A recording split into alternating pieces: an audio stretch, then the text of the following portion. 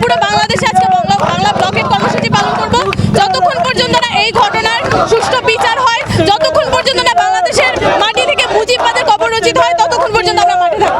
গোপালগঞ্জের সেই কুপালি সন্ত্রাসী বাহিনী আমাদের কেন্দ্রীয় নেতৃবৃন্দর উপরে জুলাই শক্তি, যারা এই জুলাই শক্তি যারা এই আন্দোলনের মাধ্যমে এই ফ্যাসিস্ট সরকারকে দেশ থেকে বিতাড়িত করেছে, সেই জুলাই যোদ্ধাদের উপরে অতর্কিতভাবে হামলা চালিয়েছে, আমাদের শান্তিপূর্ণ সমাবেশে ভাঙচুর করেছে।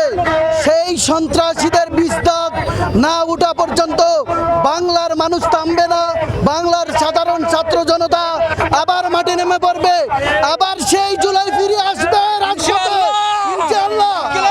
তবে একটা কথা বলে দিতে চাই সেই আওয়ামী লীগের ফ্যাসিস্টদেরকে, যদি না এখন পর্যন্ত যদি তারা শান্ত না হয়, এরা যদি তাদের এই সন্ত্রাসী কর্মকাণ্ড বন্ধ না করে, তাহলে তাদের ঘর বাড়ি রাস্তাঘাটে কোথাও তাদেরকে পেলে তাদেরকে কঠিন জবাব দেওয়া হবে এবং তাদেরকে যদি কঠিন আইনের আওতায় না আনা হয় এবং বিচার এবং সংস্কার যদি না করা হয়, সেক্ষেত্রে এই আন্দোলন ব্লকেট কর্মসূচি চলমান থাকবে সারা বাংলাদেশে।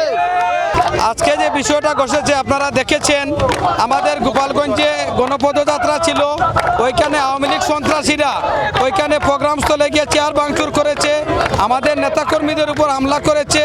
এখানে প্রশাসন পুরোটাই নীরব ছিল, এটা অত্যন্ত দুঃখজনক।